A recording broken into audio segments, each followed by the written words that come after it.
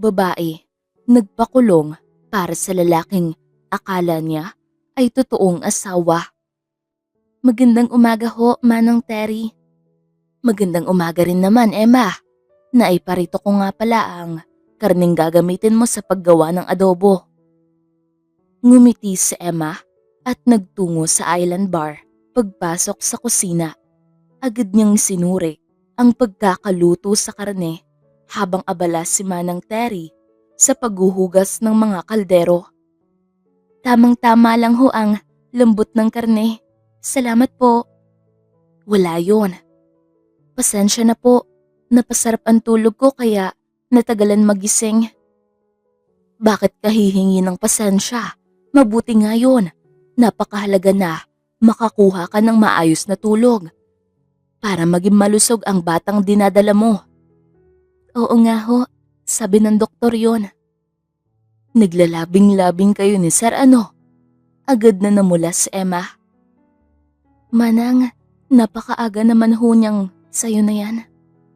Alam mo naman pong malabo, bukod sa andito po si Mama. Umuwi lang po siya para kumuha ng mga gamit. Talaga lang kakaiba ang dulot ng presensya sa akin ni Gilbert pag naririto siya. Sus, pwede pa naman eh. Manang, baka marinig ho tayo ni Mama. Maghahalo ang balat sa tinalupan. Nag-ayos lang po talaga ako ng mga gamit na dadalhin ni Gilbert sa kanyang pag-alis ngayon para sa business trip. Naku, wag ako Emma. Ay naku Manang, ikaw talaga. Daig pa ang media. May kaunting lambingan, okay na po ba? Habang nagtutupi ako ng mga damit, nakayakap siya sa akin at kinakausap ang anak namin. Sapat na po sa akin yun. Sige, sabi mo eh. Pero alam mo, swerte kayo sa isa't isa.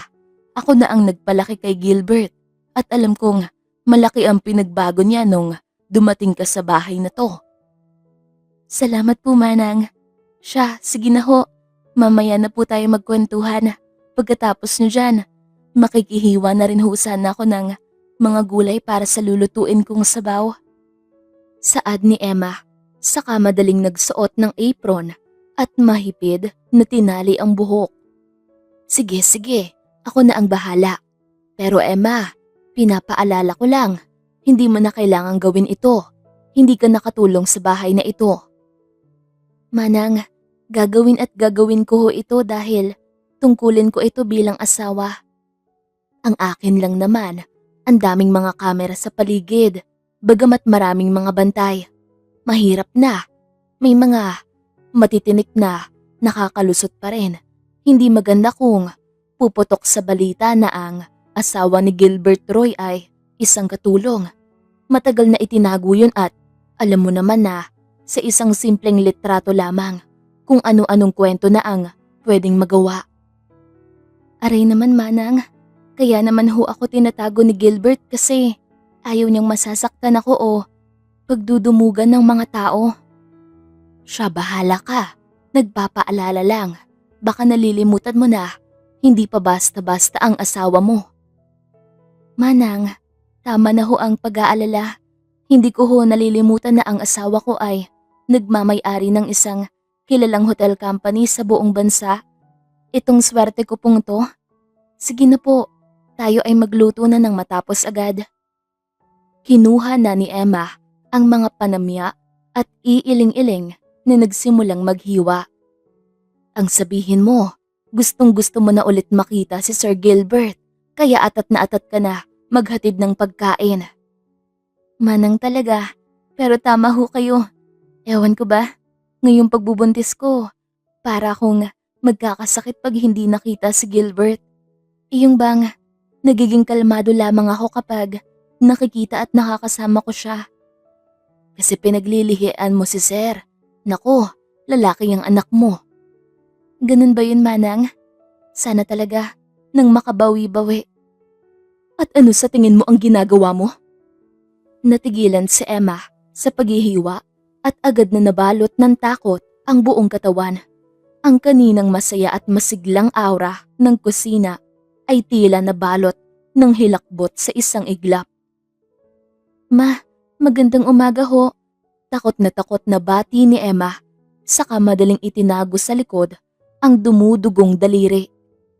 Namali siya ng paghiwa at aksidenteng nasugatan ang daliri dahil sa taranta nang marinig ang boses ng biyenan. "Terry, bakit pinagluluto mo si Emma?" Baling nito sa matandang katulong pagkatapos tapunan lamang ng masamang tingin si Emma imbes na bumati pabalik. Kita ni Emma ang pagyuko ni Manang Terry. "Ma'am Avila, sinasaway ko na ho si Emma pero gusto ho talaga niyang siya ang magluto para kay Sir Gilbert."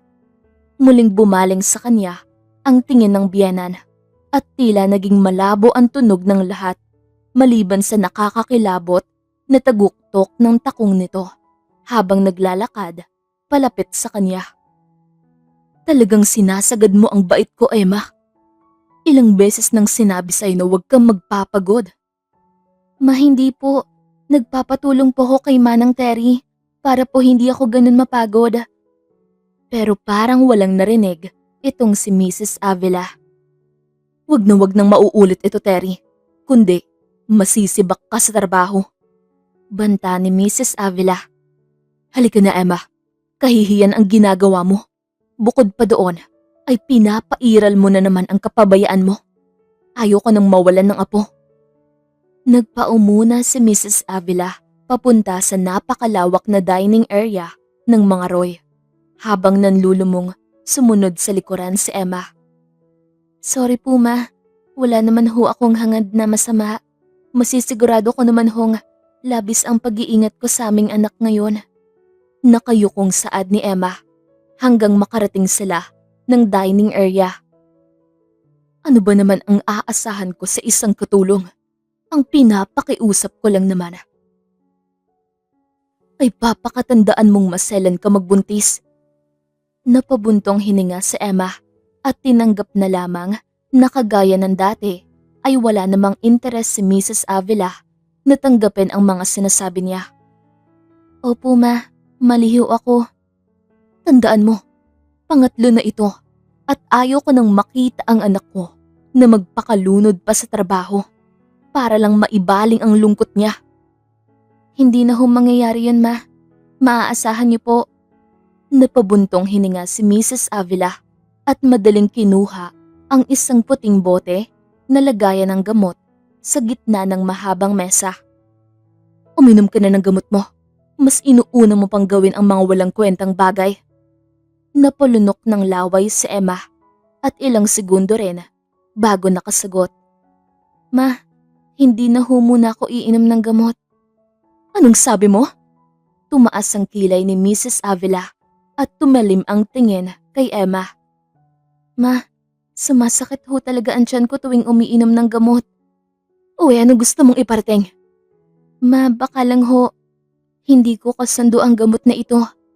Naisip ko po ay baka hindi rin nakakabuti sa bata." "Aba, ang ibig mong sabihin ay ako ang may kasalanan kung bakit ka nakukunan?" "Ma, hindi po. Ang akin lang po, baka itong katawan ko ay hindi talaga tumatanggap basta-basta ng mga gamot. Naisip ko po, aalagaan ko na lang ho ng pagkain ng mga gulay at prutas." "At matalino ka na ngayon? Mas maalam ka na sa doktor?" "Hindi po sa ganon." "Eh di uminom ka na. Ano pang hinihintay mo? Buwiset, abala." "Sige ho." Pagsuko ni Emma at nanginginig ang kamay na dinampot ang isang tableta ng gamot mula sa lagayan. Pagkainom ay umalis na ang kanyang biyanan.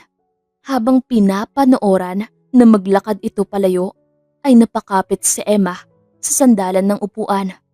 Sumama ang kanyang muka at napapikit na lamang nang gumuhit ang isang matinding sakit sa kanyang tiyan. "Konting tiis na lang, anak, para naman ito sa ikakabuti mo." Hirap na bulong ni Emma habang hinihimas ang tiyan. Pilit siyang naglakad pabalik ng kusina pero agad na natigilan sa labas nang marinig ang usapan ni Manang Terry at isa pang kasambahay na si Monica. "Yan kasing si Emma, mahina ang utak. Hindi niya ba talaga napapag-isip na kaya lamang siya inasawa ni Sir Gilbert ay para makatipid Pag nga naman naging asawa siya may katulong pa rin pero libre na. Natatawang sabi ni Monica. Manahimik ka nga, Monica. Yung bibig mo ha? Banta ni Manang Terry. Naiinggit ka lang kay Emma. Bakit ako maiinggit kay Emma? Mas magaling ako sa kanya sa maraming bagay. Kung gugustuhin ko, kayang-kaya ko agawin sa Sir Gilbert sa kanya. Katulong rin naman siya dati. Monica, maghulos dili ka. Bakit? Totoo naman. Kayang-kaya kong bigyan ng anak si Sir nang walang poproblemahin. Si Ama, mahina na nga ang utak, mahina pa ang katawan. Umalis ka na. Bumalik ka na sa trabaho mo at baka ako ang sumampal dyan sa bibig mong bastos. Hindi napigilang mapaluha ni Emma habang nakikinig sa usapan. Alam niya na totoo ang mga sinasabi ni Monica na anumang minuto ay baka magbago na ang isip ni Gilbert at hiwalayan siya. Sa ibang bansa sila kinasal, kaya ilang segundo lamang kung gugustuhin ni Gilbert ay matatapos ang lahat. Oh, narinig mo ba? Sabi pa ni Monica nang makita siyang umiiyak habang palabas ng kusina. Madaling pinahid ni Emma ang kanyang mga luha at nanatiling nakatungo. Kumpara kay Monica, batang-bata pa ito, samantalang siya ay 35 na at halos hindi man lang marunong mag-ayos. Huwag ka mag-alala, gusto ko talagang marinig mo lahat ng sinabi ko. Dagdag pa ni Monica at nginisian siya. Saka kikembot-kembot na naglakad palayo. Parang matutumba sa kinatatayuan si Emma dahil lalo nang sumakit ang kanyang tiyan. Halos manlabo pa ang kanyang paningin sa dagdag ng sama ng loob. Emma, ayos ka lang ba? Nag-aalalang tanong ni Manang Terry nang masalo siya dahil muntik na siyang mawalan ng malay. Okay lang ako, Manang. Pilit ang ngiti na sabi ni Emma. Ayan kasi, halika na at kumain nang umayos ang pakiramdam mo. Sige ho, baka nga gutom lang ako. Sabayan mo na po ako. Namimiss mo na ang mama mo? Opo, may kirot na sagot ni Emma nang maisip ang kanyang ina na mahigit 4 na taon nang di na uuwian simula lang maikasal. Marahan siyang iniupo ni Manang Terry at hinainan ng pagkain. Bakit hindi ka muna umuwi pag alis ni Sir Gilbert? Di ba 1 buwan din naman siyang mawawala para sa business trip? Gustong gusto ko ho talaga, Manang. Kaso, hindi naman ho papayag si Mama. Lalo at ingat na ingat siya sa aking dinadala. Sabagay, buti na lamang talaga at may kapatid ka pa. Dahil paano na lamang kung wala? Ang hirap ipaalaga sa iba ang bulag. Kaya nga ho sayang talaga yung si Beth. Kung naging maingat lamang siya sa pagluluto noong araw na yon, hindi sana siya mabubulag. Di sana, nandito pa rin siya nagtatrabaho. Alam ko pong masamang pakinggan pero kung hindi naman ho nabulag si Mama, hindi ako mapapadpad dito para magtrabaho at maikasal kay Gilbert.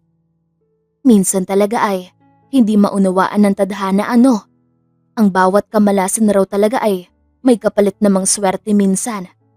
Siya, sige na, kumain ka na. Ako na ang maghahanda ng mga baonang hihahatid mo kay Gilbert. Sige ho, Manang. Maraming salamat po talaga. Pagkakain ay nagpaalam na si Emma kahit medyo nahihilo pa para maghatid na ng pagkain kay Gilbert. Manong, pakibilis po masayang sabi ni Emma sa kanilang driver pagkasakay ng kotse. Sige ho, ma'am. Ngumiti si Emma at hinaplos ang kanyang tiyan sa sobrang pagkasabik na makita ang asawa. Baby, bibisitahin natin si Daddy. Bulong niya nang tumakbo na ang kotse. Ang ganda ng kanyang ngiti, para bang walang nangyari kanina. Sa kabila kasi ng lahat ng mga sama ng loob at masasakit na mga pinagdaraanan, lahat ay kayang isantabi ni Emma dahil sa pagtitiwalang mahal siya ni Gilbert at sapat na yon para patuloy siyang maging matapang. Marahang ibinaba ni Emma ang bintana ng kotse at ninamnam ang hangin at magandang tanawin na nadaraanan. Bukod sa kagustuhan na maya't maya ay makita ang asawa, gusto rin niya na makalaya saglit at makalanghap ng hangin na malayo sa nakakasakal na hangin ng mansyon ng mga Roy. Malapit na tayo, baby. Bulong ni Emma nang mangunot ang noo dahil sumakit na naman ang tiyan. Naku, magmamana pa ata ikaw sa daddy mo. Mainipin. Makalipas ang mahigpit na 30 minuto, tumigil na ang kotse sa harapan ng building na pagmamay-ari ng mga Roy. Kaso, hindi pa man nakakababa ay tinatapunan na agad siya ng mga mapang-usig na tingin ng mga empleyado roon dahil kilala ang kotse na sinasakyan niya. Ma'am, okay ka lang po? Tanong ng kanilang driver na si Manong Ted. Oho, medyo nahihilo lang po. Tugon ni Emma habang kinakalma ang sarili. Rinig ni Emma ang pagbuntong hininga ng driver. Alam mo Emma, hayaan mo silang tumingin dahil hanggang tingin lang naman sila. Wala ka namang ginagawang masama, 'di ba? Nagmahal ka lang. Salamat ho, Manong Ted. Alam ko naman po, pero talagang hindi maiiwasan na mapaisip ako minsan. Ang dapat na iniisip mo, kung ano man ang meron si Sir Gilbert ay sa'yo na rin yun dahil ikaw ang pinili niyang maging asawa. Hindi mo to ninakaw o nakamit sa masamang paraan, kaya wag ka dyan umakto na parang kasalanan mo na andito ka sa posisyong ito ngayon. Opo, salamat po sa pagpapaalala, Manong Ted. Kahit mag-aapat na taon ng kasal kay Gilbert, hanggang ngayon ay hindi pa rin talaga niya lubos maisip na makakapag-asawa siya ng isang mayaman at sikat na tao. Pagkatapos ay makakaranas ng maginhawang buhay na higit sa kanyang inasam.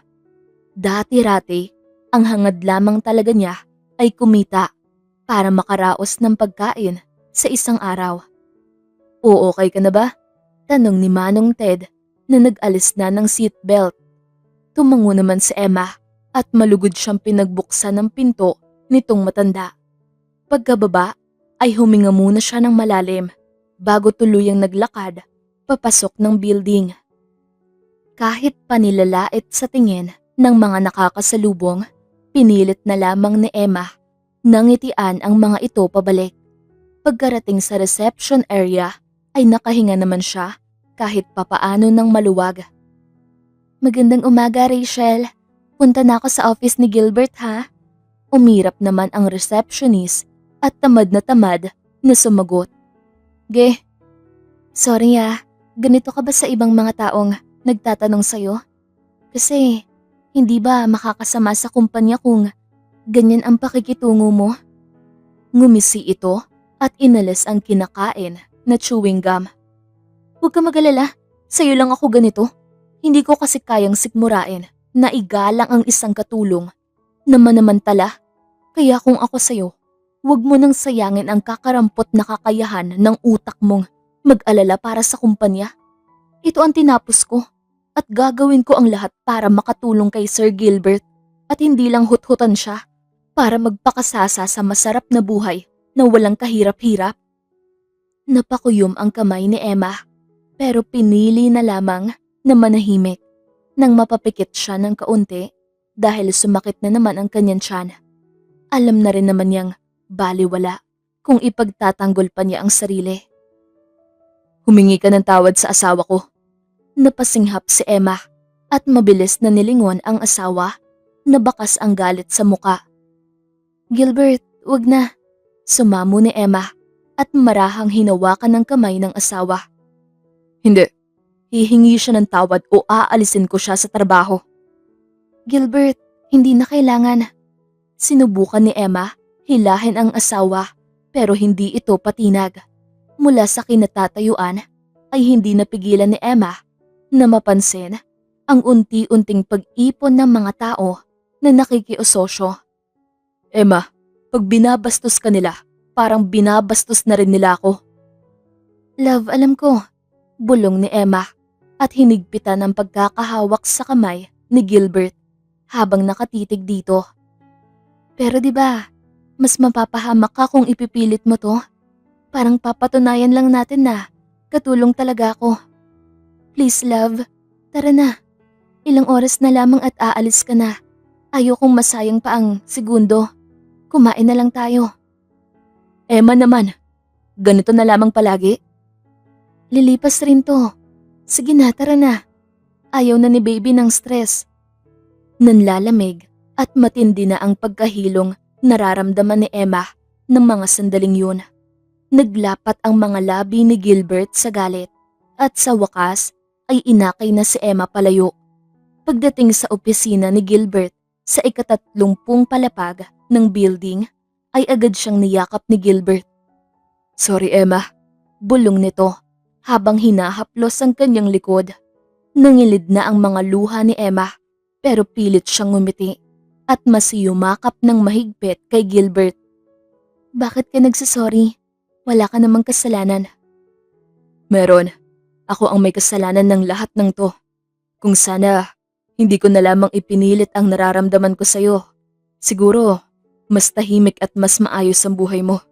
Hindi mo kailangan magtiis ng mga pangmamaliit ng maraming tao. Ano ba naman yan, love? Buong puso kong pinagpapasalamat na minahal mo ko.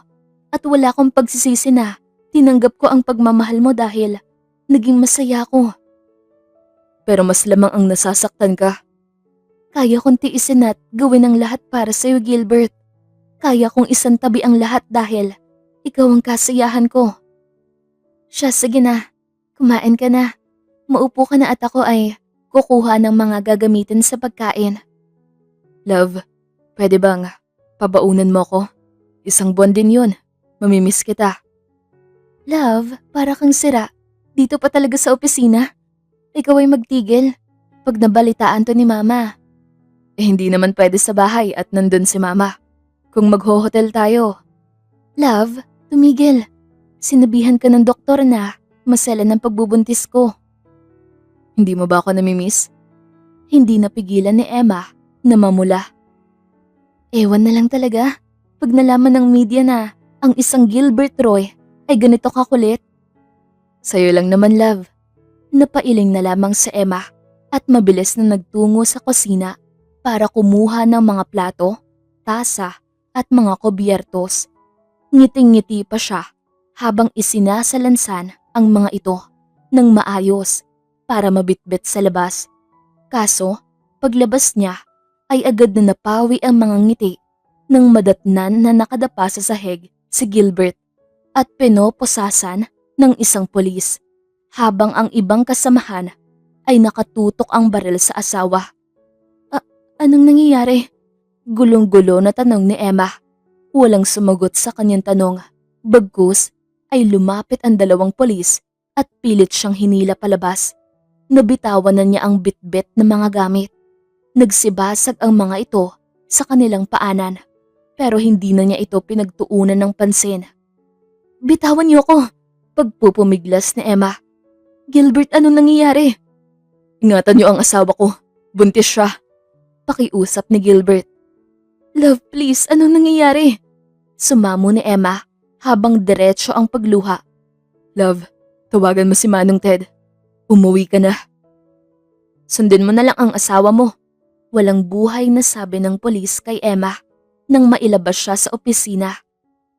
Hindi ko iiwan ang asawa ko. Huwag ka mag-alala kung mapatunayan namin na guilty ang asawa mo sa reklamo sa kanya at naging konsentidor ka. Magkasama kayong 2 sa kulungan. Napasinghap si Emma at ganun na lamang ang panghihinang nararamdaman nang lumagpas sa kanya si Gilbert na nakaposas at puno ng takot ang mga mata. Pilit na humabol si Emma pero bigla na lamang napaupo pagdating sa first floor dahil sa matinding sakit na gumuhit sa kanyang tiyan. Nanlalabo ang kanyang paningin pero naisa sa paligid ay walang nagtangkang tumulong sa kanya. Kaya kahit namumutla ay pilit siyang tumayo at pumara ng taxi sa labas ng building. Ma'am, ayos lang ho kayo? Tanong ng driver ng taxi pagkasakay na pagkasakay niya. Manong, pakihatid ho ako sa presinto. Ma'am, sa lagay niyo ho ngayon, ay baka mas mabuting sa ospital na lang kayo magpahatid. Sige na ho, nakikiusap ho ako. Kailangan ako ng asawa ko. Wala nang nagawa ang driver, kundi ang sumunod. Pagtigil ng taxi, sa harapan ng police station, ay agad na bumaba si Emma. Hagya na makahakbang sa tindi ng sakit ng tiyan. Nang makarating sa loob, ay aligagang pinagtanong ni Emma ang asawa sa pulis na nakaupo sa front desk. Sir, Gilbert Roy po. Bakas ang sobrang pag-aalala sa boses ni Emma, pero hindi yun ang napansin ng pulis na nasa front desk. Ang putla mo, magpatingin ka na muna sa ospital. Ayos lang ho ako. Tumayo ang pulis at napabuntong hininga nang sipatin si Emma mula ulo hanggang paa. Napailing pa ito habang nangungunot ang noo. Alam mo bang, dumudugo ang paa mo? Opo, pero hindi naman ho masakit. Hindi masakit at ayos ka lang rin sa lagay mong yan. Pero alam mo ba na, wala ang isang pares ng sandals mo? Napatingin si Emma at ganun na lamang ang pagkagulat nang maalala na nalaglag nga pala ang isang sandals. Nang kalad ka rin siya palabas ng opisina ni Gilbert kanina. Magpapatingin rin ho ako at naiwan ko ho yung isang pares sa kadalianan ko pong makasunod.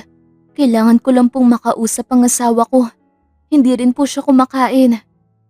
Asawa ka ni Gilbert Roy? Opo, tugon ni Emma habang namumutal na ang pawis. Sumenyas ang pulis sa isang kasamahan at sinamahan si Emma papunta sa isang kwarto. Binuksan ng pulis ang pinto at parang madudurog si Emma nang makita si Gilbert na nakaupo sa isang lumang silya at nakaposas. Love, pilit na pinigil ni Emma ang umiyak dahil sa ayaw niyang magpakitang mahina sa asawa. Lumingon sa kanya si Gilbert pero hindi ito masaya na makita siya. Umalis ka na, Emma. Hindi ka dapat nagpupunta sa mga ganitong lugar. Yumakap si Emma at hinaplos ang buhok ng asawa. Aalis rin ako agad. Gusto ko lamang malaman kung anong nangyayari at makasiguradong ayos ka. Hindi ka pa kumakain. Ang tigas ng ulo mo, Emma. Hindi naman nagpatinag si Emma.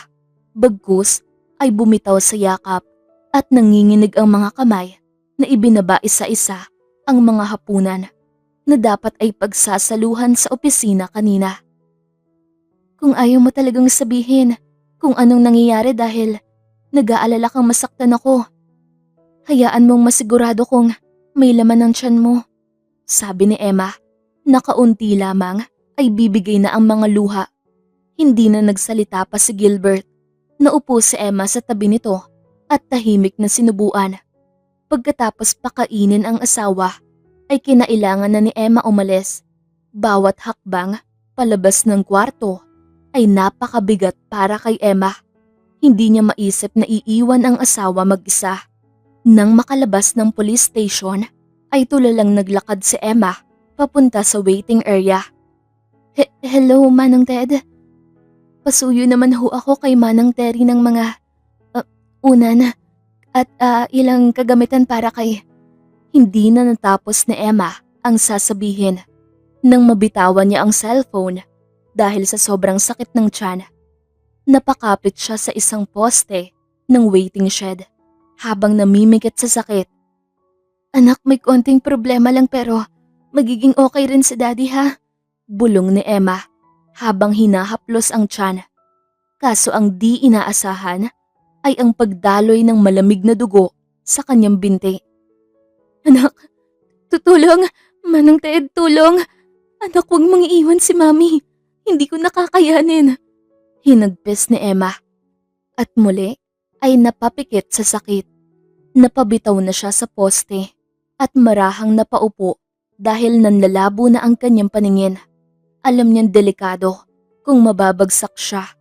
Pero bago tuluyang mawalan ng malay, ay nasa gintawan pa ni Emma ang pagbuhat sa kanya ng pulis sa front desk kanina. Kinagabihan ay nagising si Emma sa ospital. Namimikit pa ang kanyang mga mata habang sinisipat ang buong katawan. Emma, ayos ka lang ba? Diyos ko, salamat at gising ka na. Manang Terry, anong nangyari? Nanghihina pa si Emma pero pinilit na niyang maupo mula sa pagkakahiga. Anak, huwag ka munang kumilos. Manang, kumusta po ang anak ko? Okay lang siya, Emma. Bumalik ka muna sa pagkakahiga. Daig pang nabunutan ng tinik si Emma nang marinig na maayos ang kalagayan ng anak. Manang, si Gilbert, kamusta siya? Pwede na ba akong lumabas? Kailangan niya ng mga gamit at pagkain. Kumalma ka, Emma.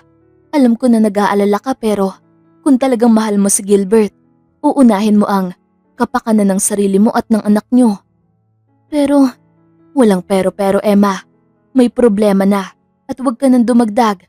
Isipin mo na, pag nawala na naman ang batang ito, baka tuluyan na talagang mawala sa'yo si Gilbert. Nauunawaan mo ba? Si Mama, kahit si Mama na lang ho, kakausapin ko po siya. At sa tingin mo talaga, ay walang ginagawa si Mrs. Avila? Emma, baka nalilimutan mong isang Gilbert Roy ang asawa mo. Kung may dapat kang problemahin, sarili mo. Dahil hindi mapapantayan ang mga kilos para ayusin yung kay Gilbert. Kaya ikaw, asikasuhin mo yung sarili mo. Huwag mo na problemahin ito. Hindi ko po kayang mawala si Gilbert. Hikbi ni Emma. Kung ayaw mong mawala si Gilbert, handa ka ba magpakulong para sa kanya? Sabay na tumingin si Emma at Manang Terry kay Mrs. Avila nang bigla itong sumabat sa kanilang usapan. Kakapasok lamang nito at may dala itong mga pagkain. Hindi nakaimik si Emma dahil hindi niya maproseso kung nagbibiro ba ito o seryoso ba sa sinasabi. Sa loob ng 4 na taon, hindi man lang niya nakita o narinig na nagbiro ito. Lumabas ka muna, Terry.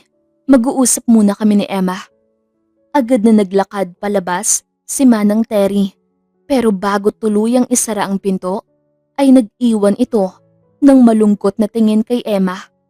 Pagkasara ng pinto, ay marahang naupo si Mrs. Avila sa pinag-upuan ni Manang Terry sa tabi ng kama ni Emma.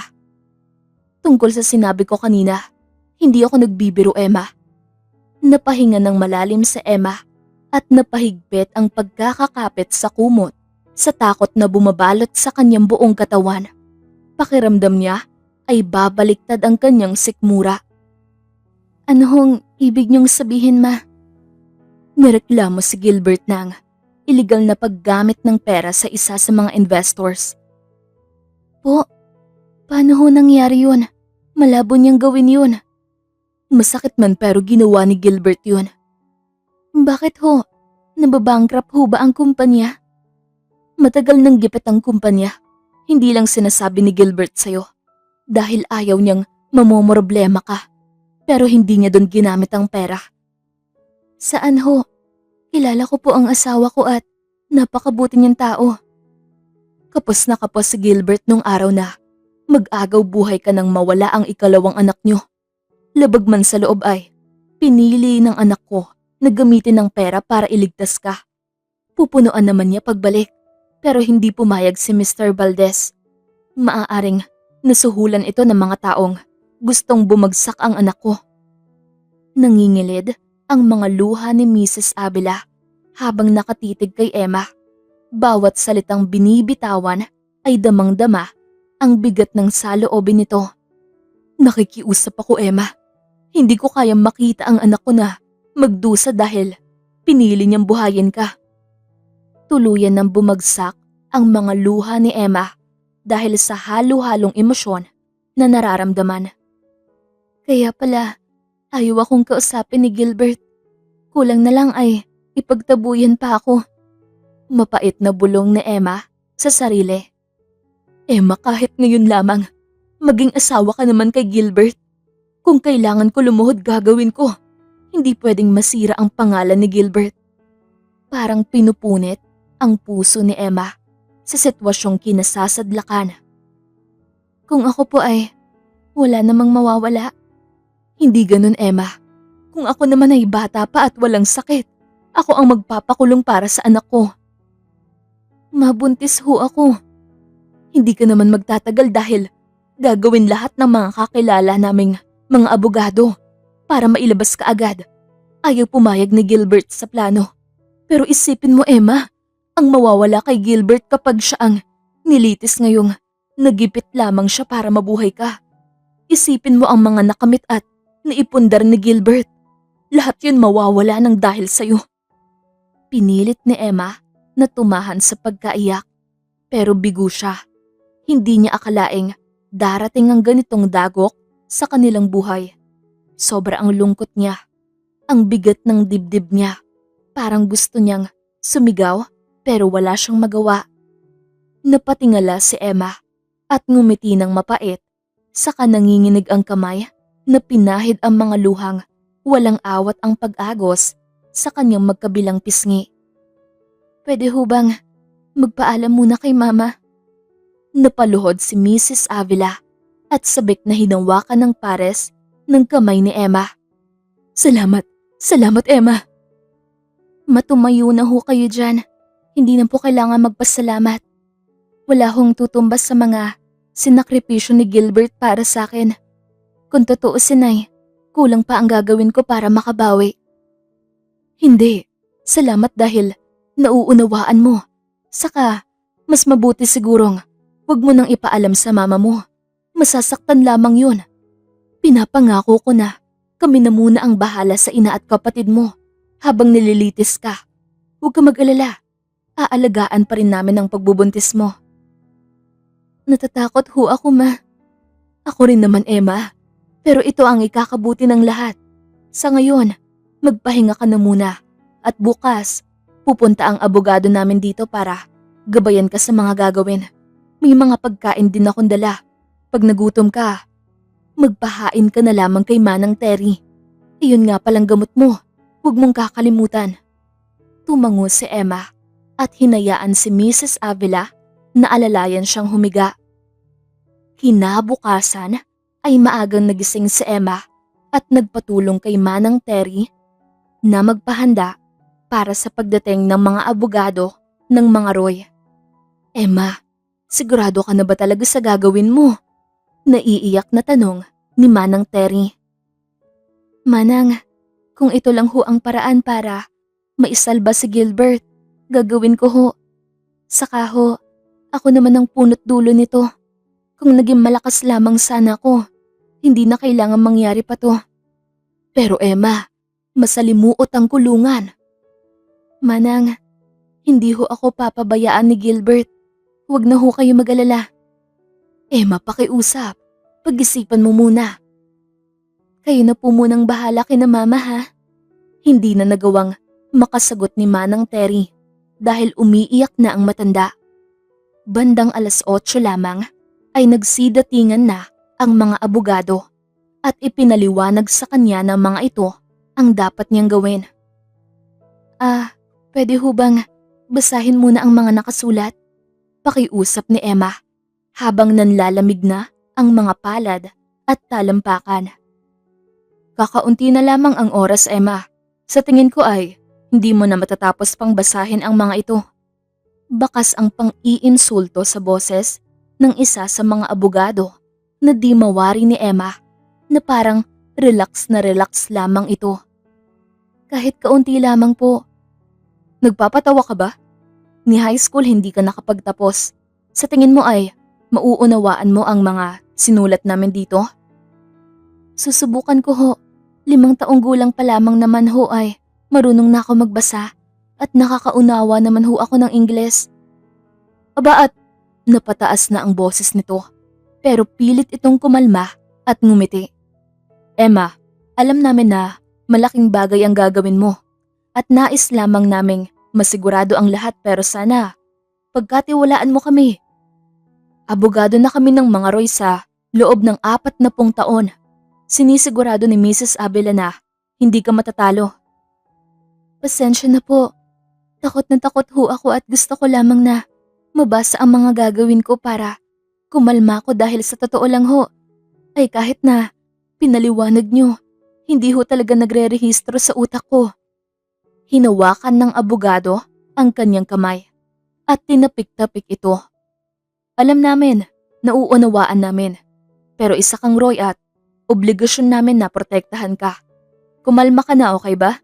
Sige na, pumirma ka na. Tumango si Emma at ganun na lamang ang panginginig ng kamay habang pumipirma sa mga papeles. Puno man ng takot ay pinili na lamang niya na pagkatiwalaan kung anong ipinaliwanag ng mga abogado. Nagsitayuan na ang mga ito at tinapunan siya ng mga ngiting lalong nagpabagabag sa kanyang kalooban. Tumayo si Emma at nakipagkamay sa mga ito.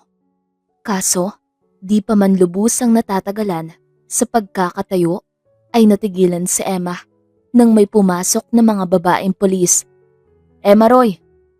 Ako ho, sagot ni Emma at agresibo siyang pinusasan ng mga ito. Sumama ka sa amin at mas mabuting manahimik ka na lamang. Ano hong nangyayari? Takot na tanong ni Emma.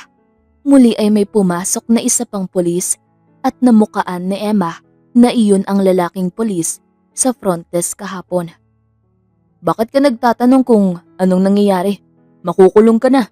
Pinirmahan mo na ang salaysay mo bilang totoong may sala sa nawawalang pera ni Mr. Valdez. Saad nito. Hindi ho ako pumirma ng kahit anong salaysay. Anong nangyayari? Tarantang tanong ni Emma habang panay ang tingin sa mga abogado. Emma, kasama ito sa proseso. Bulong ng isa sa mga abogado. Kumalma ka lamang at sumama ka na. Hinigit na siya ng mga pulis palabas ng kwarto at ganun na lamang ang gulat nang dumugin siya ng mga reporters. Kabi-kabila ang pag-flash ng mga kamera at di magkamayaw na mga tanong. Sinubukan sana siyang habulin ni Manang Terry pero naipit na ito sa mga tao. Bakit alam na ng ibang tao? Sabi niyo, hanggat maaari ay walang makakaalam. Tensyonadong tanong ni Emma. Hindi naman siya sinagot ng kahit isa sa mga abogado. Imbes ay tumingin lamang ang mga ito sa humihila sa kaniyang mga pulis ng tingin para bilisan ang paglalakad. Nakakalakad na si Emma at sa tindi ng takot ay nakadama na siya ng matinding pananakit ng tiyan. Emma! Lahat ng takot at kaba ay agad na napawi nang makita ni Emma si Gilbert na pilit na sumisiksik sa kumpol ng mga tao para lamang makalapit sa kanya. Gilbert! Bakit ka pumayag sa gusto ni Mama? Hindi agad nakasagot si Emma nang mapansin ang gulo-gulo ang buhok ng asawa at ang punit na suot nitong polo. Namumula rin ang mga mata nito na tila galing lamang sa iyak.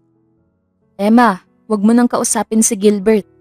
Pigil ng abogado habang naiipit sila sa dami ng tao. Kahit saglit lang po. Nangingilid na ang luha ni Emma na pilit na nanlaban para abutin ang kamay ni Gilbert. Mula sa kalayuan ay kita ni Emma na papalapit naman si Mrs. Avila kay Gilbert. Emma, hintayin mo ko. Hintayin mo ko. Hindi na napigilan ni Emma na maging emosyonal sa pagsigaw ni Gilbert. Habang papalayo ay kita ni Emma na nakipagsuntukan na si Gilbert sa mga pulis na pumipigil rito para makasunod. Nang makarating sa labas ng ospital ay may nag-iintay ng kotse ng pulis roon. Sakay, utos ng pulis. Pakiusap ho, kakausapin ko lamang po ang asawa ko kahit saglit. Bakit? Sa tingin mo ba ay may mababago? Lalo lamang ipapahamak ang asawa mo dahil pagdududahan ng korte ang asawa mo at maaari pang idiin na kasabwat mo. Natulala si Emma sa sinabi ng pulis at wala nang nagawa kundi ang marahang yumukod para makapasok sa loob ng kotse. Ang bagal, reklamo ng pulis, saka tinulak pasubsob si Emma sa backseat. Mabilis na pinatakbo ng pulis ang kotse at habang papalayo ito ay parang pinapatay si Emma nang makitang magkandapa-dapa si Gilbert sa paghabol nang makalabas rin. Nanlalabo na ang kanyang paningin sa sakit ng tiyan at ang di maubos-ubos na pagluha. Pero saglit siya natigilan nang makitang lumagpas ang sasakyan sa police station. Saan ho tayo pupunta? Sa city jail. Doon ka na hanggang mahatulan ka. Po, ano pong ibig niyong sabihin? Magtigil ka na. Sawang-sawa na ako sa mga ganitong senaryo na huli na at lahat. Kung umasta pa ay parang inosente. Ma'am, hula ho talaga akong ginawa. Sinabi na yan ng libo-libong katao na nahuli namin. Kaya mas maigi pa ay tumahimik ka na lamang. At itira mo ang lakas mo dahil nagsisimula pa lamang ang bangungot. Wala nang nagawa si Emma, kundi ang manahimik at umiyak na lamang habang minamasahi ang tiyan para kumalma ang pananakit. Pagdating sa kulungan ay parang naging maiksi ang paghinga ni Emma habang pilit na umiiwas sa mga nakakatakot na tingin ng mga presong kanyang nadaraanan. Ayan, dyan ang selda mo. Patulak siyang pinasok ng pulis at ngumisi pa nang isara ang pintuan ng kulungan. Ano ho ang mangyayari? Dito ho ba talaga ako ikukulong? Ano hong sabi ng abogado ko? Habol ni Emma. Umismid ito at umiling. Abogado? Nananaginip ka ba? Iyon hong mga abogado ng mga Roy. Yung kasama ko po kanina. Itigil mo nang ang pangarap mo. Tapos na ang kaugnayan ng mga Roy sa'yo. Maghanda ka na lamang bukas dahil maaga pa ang hearing mo. Sabi nito at tumalikod na. Teka po, hindi na naituloy ni Emma ang sasabihin. Napapikit siya at napahigpit ang kapit sa bakal nang manakit na ang kanyang tiyan. Tulungan niyo ako, daing ni Emma. Anong tulong ang inaarte mo? Walang ibang tutulong sa'yo rito kundi sarili mo. Usal ng isang malaking babae. Napatingin si Emma rito at agad na inisip na baka ito ang leader sa kanilang selda. Pakiusap, buntis ako. Kasalanan namin na buntis ka? Tumayo ito at nag-inat-inat saka humalakhak habang sinisipat si Emma. Naupo si Emma sa isang sulok at patuloy na hinaplos ang tiyan. Nakakatawa talaga pag may bagong salta. Naglakad ito palapit kay Emma at yumukyok sa harapan niya. Ano kailangan mo? Rinig namin na Roy ka. Anong meron sa Roy? Sinipat pa nitong babae ang mga mata ni Emma at ngumisi. Hindi ka kagaya ng mga Roy, mabait ka. Kaso, may kaugnayan ka pa rin sa kanila. Kaya ikaw na lamang ang sisingilin namin sa lahat ng atraso nila sa amin. Atraso? Wala kang alam? Kawawa ka naman. Kagaya ng mga ginamit ng mga Roy, kinasangkapan ka lang rin nila. Itinaas nito ang isang kamay at isa-isang lumapit ang iba pang mga preso sa kapuresahang pinangkuha ang kanyang singsing, pares ng hikaw, pulseras at ang relo na regalo pa ng kanyang ina. Malala na ang pagpatak ng pawis ni Emma at wala nang natitirang lakas para ipagtanggol pa ang sarili, kaya nanatili na lamang sa sulok para hindi mapag-initan. Kinabukasan ay halos di na pumasok sa isipan ni Emma ang mga nangyayari habang nakaupo sa korte.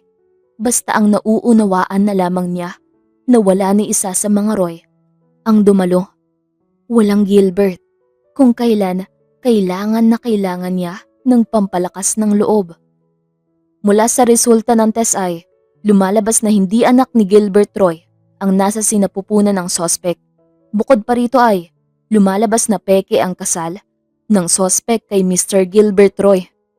Nanlaki ang mga mata ni Emma habang binabasa ang hatol sa unahan. Nagpapatunay ito na ang pagnanakaw ng pera ni Mr. Valdez ay mag-isang isinagawa ng sospek. Lumalabas na planado lahat ito mula umpisa ng nasasakdal, simula sa panloloko sa mga Roy. Ang nasasakdal ay hinahatulan ng 5 taon na pagkakakulong. Nanlumo si Emma sa lahat ng mga narinig. Parang anumang oras ay mawawalan na siya ng malay sa sama ng loob. Nakaramdam na rin siya ng sukahin dahil sa isipin na inalay niya ang sarili sa isang lalaking hindi naman pala niya tunay na asawa. Napapikit si Emma at napalunok. Saka sinapo ang tiyan nang gumuhit ang isang matinding sakit.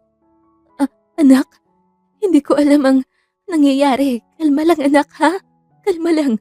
Pasensya na. Muling gumuhit ang sakit at naging malabo na ang pandinig ni Emma sa lahat. Maging ang paligid ay nagsimula ng umikot habang ramdam niya ang pag-agos ng dugo pababa sa kanyang mga binti. Tayo na, makukulong ka na. Marahang nilingon ni Emma ang pulis na pilit siyang itinatayo. Tulungan niyo ho ako, ang anak ko. Tumigil ka sa kaartihan mo, hindi mo kami maluloko. Pakiusap yung anak ko. O anong meron sa anak mo? Dinudugo ako. Malulungkot si Gilbert pag nalaman niya to. Tumingin ang pulis sa dugong umaagos sa kanyang binti at umisbid. Ha, grabe ang kapal ng mukha mo. Talagang pinanindigan mo yung arte mo kahit sa huli. Hayaan mo na yung bata na yan. Ayaw mo ba nun? Bawas kahihiyan sa ginawa mo. O baka naman, anak mo na ang nahihiya para sa'yo. Sabi ng mga Roy, hayaan na raw kung may mangyari sa'yo, kaya pasensyahan tayo. Sinabi nila yun? At sa tingin mo talaga, matutuwa pa silang intindihin ka pagkatapos ng panluloko mo sa kanila? Lumunok si Emma at naglapat ang mga labi. Impit ang kanyang mga daing bago nagsalita. Wala na akong pakailam sa sinasabi niyo. Basta tulungan niyo akong mailigtas ang anak ko. Magdusa ka. Karama mo yan sa mga kasalanang ginawa mo. Tumayo ka na. Malay mo, mapaswerte. Sabay na kayo magpahinga ng anak mo. Humagulgol na si Emma sa sama ng loob at sa matinding sakit ng tiyan na nararanasan ng mga sandaling yun.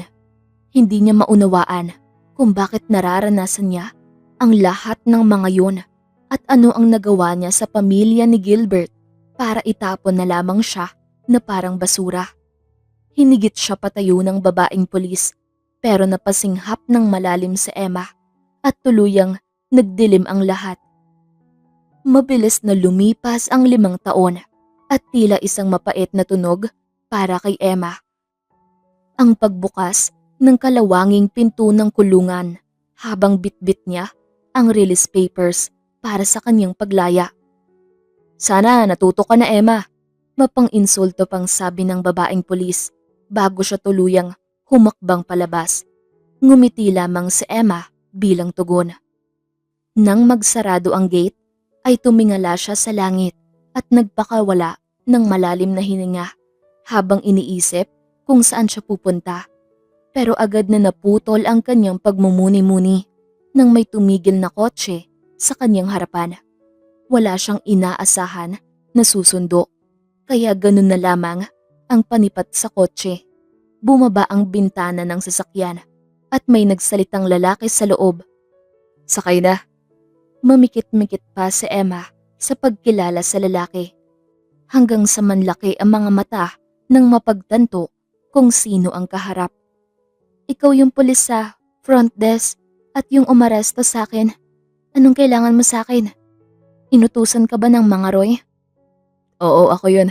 Pasensya na pero baka nakalimutan mo na ako rin yung pulis na tumulong sa'yo noong mawalan ka ng malay sa police station. Hinatid kita sa ospital. Anong gusto mong mangyari?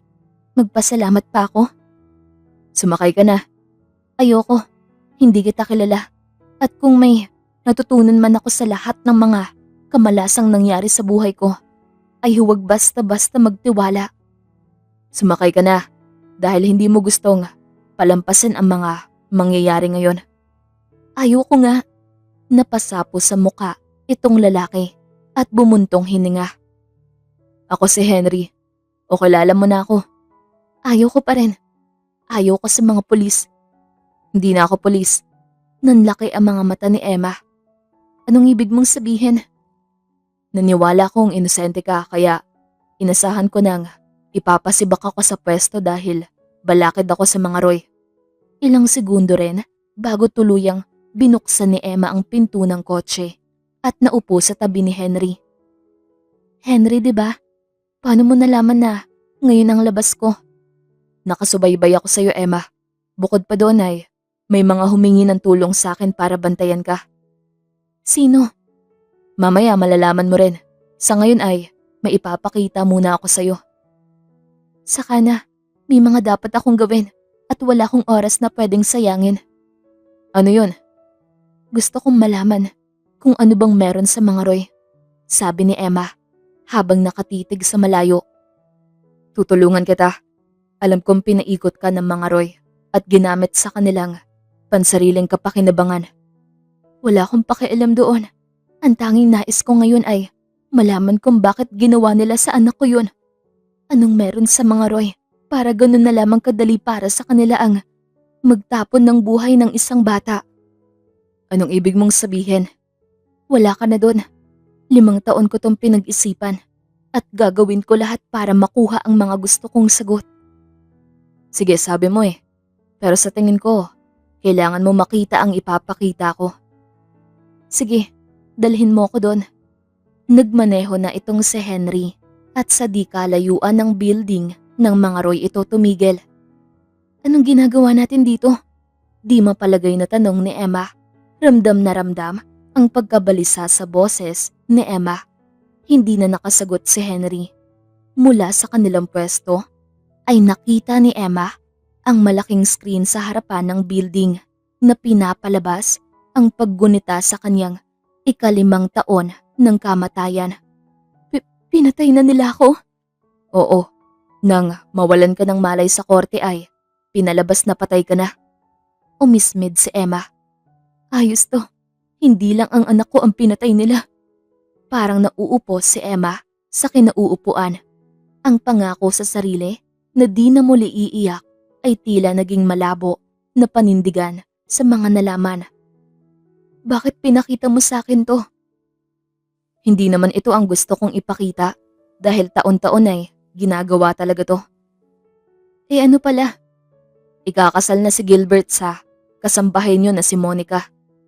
Kasabay ng pagsabi ni Henry ng mga salitang yun ay nag-play sa screen ng building ang proposal ni Gilbert kay Monica na nagdadalang tao na at ang gaganaping pre-wedding party sa susunod na mga araw. Wala sa sariling bumaba si Emma mula sa kotse. Emma, saan ka pupunta? Habol ni Henry. Hindi naman sumagot si Emma. Bagkus, dire-diretso lamang sa paglalakad. Mag-isip ka, Emma. Walang patutunguhan ang ilang taon na paghahanda mo kung sasayangin mo lamang ngayon. Hinablot ni Henry ang braso ni Emma at sinapo ang magkabila ang pisngi niya. Bitaw, sumamo ni Emma habang diretso ang pagluha. Ayoko. Sinabi kong bitaw. Alam kong galit ka, pero hindi pa ito ang tamang oras para malaman nilang buhay ka pa. Anong ibig mong sabihin? Alam talaga nila na patay na ako? Oo, ako ang inutusan para ipaligpit ka sa loob ng preso. Pero hindi ko ginawa, kaya hindi ko hahayaan na sayangin mo ang buhay mo sa galit mo ngayon. May plano kami ni na Manang Terry at ng mama mo. Anong ibig mong sabihin? Pinahid ni Henry ang mga luha niya sa pisngi at hinawakan ng kaliwang kamay para akayin pabalik sa sasakyan. Umuwi na tayo, sabi ni Emma pagbalik sa kotse. Pasensya na kung kinakailangan kong ipakita sa'yo yon. Gusto ko lang malaman kung may nararamdaman ka pa para kay Gilbert. Kung meron pa ba ay may magbabago ba? May kaugnayan ba ito sa planong sinasabi mo? Malaki. Dahil ikaw ang magpapakulong kay Gilbert. Nagmamaneho na ulit si Henry at tumigil sila sa harapan ng isang napakagandang bahay. Malayo sa syudad ito. Makapal na mga kakahuyan muna ang madadaanan bago ang bahay, kaya't hindi basta-basta iisipin na may nakatira rito. Nasaan tayo? Tanong ni Emma pagbaba ng kotse. Kasunod niyang bumaba si Henry. Ito ang bahay ko. Teka, may dagat?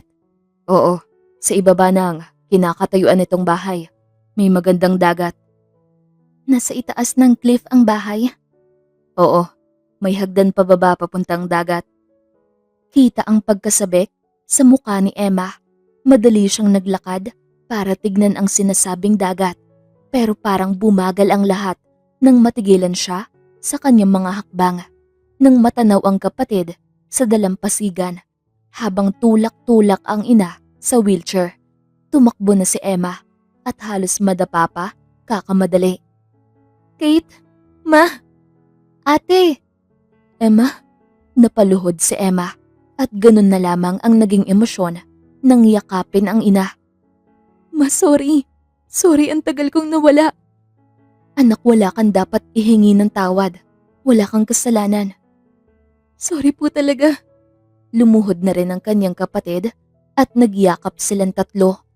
Pagkatapos ng ilang minutong pag-uusap ay bumalik na sila sa bahay.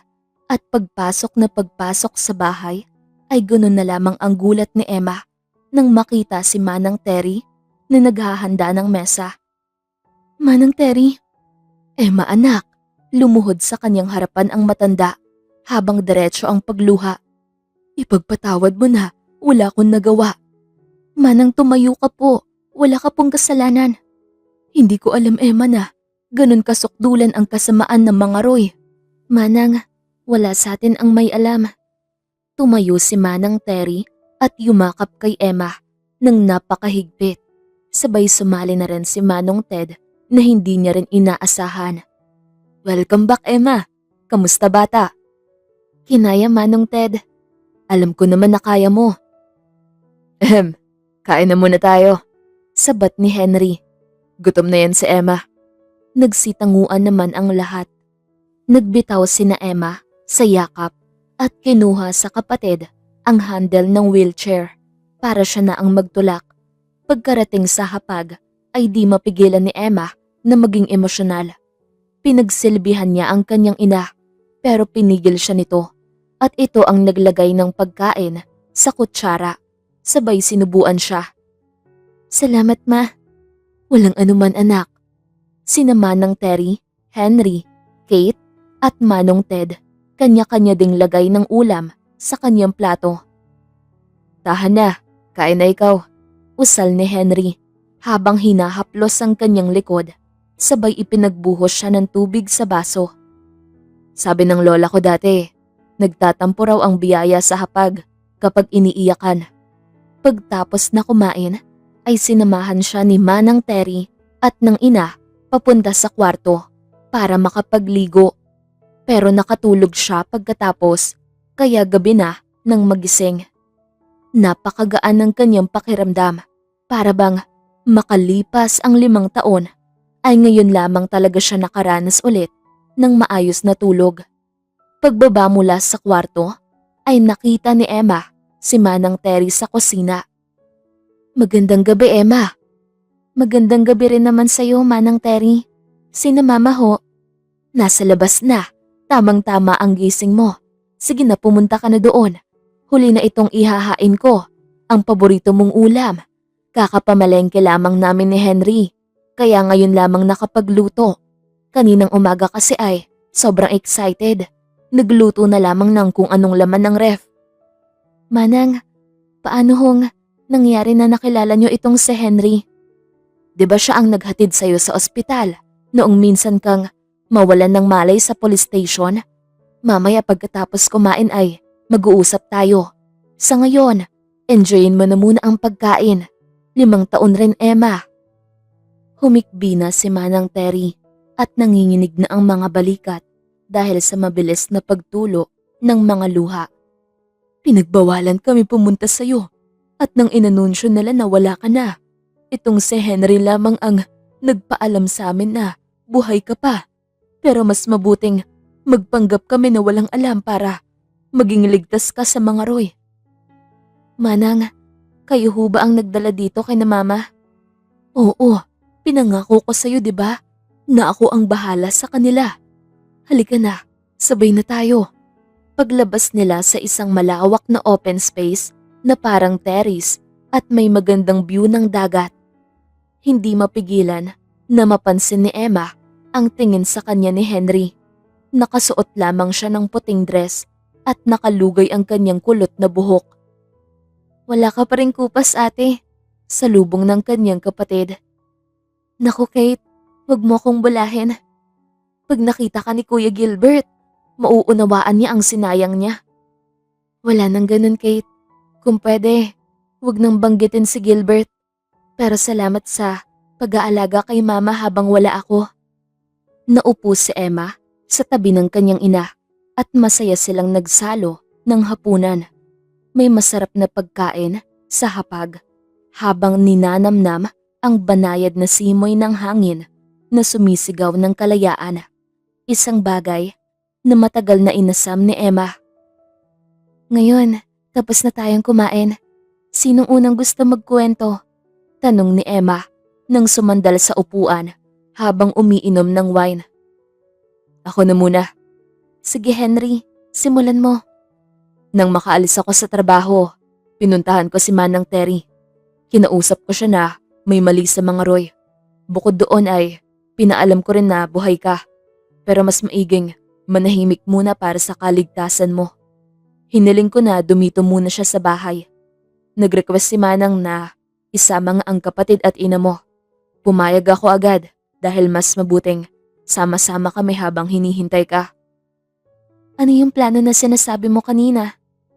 Tungkol sa plano na sinasabi ko, may napagtanto kami na maaaring maging susi para mapatunayan na inosente ka. At ano yun? Mas mabuting ang ina mo na ang magkwento. Bumaling si Emma sa ina at agad namang hinawakan nito ang isa niyang kamay. Anak, pasensya na kung naglihim ako. Ano hong ibig niyong sabihin, Ma? Anak, hindi aksidente ang pagkabulag ko.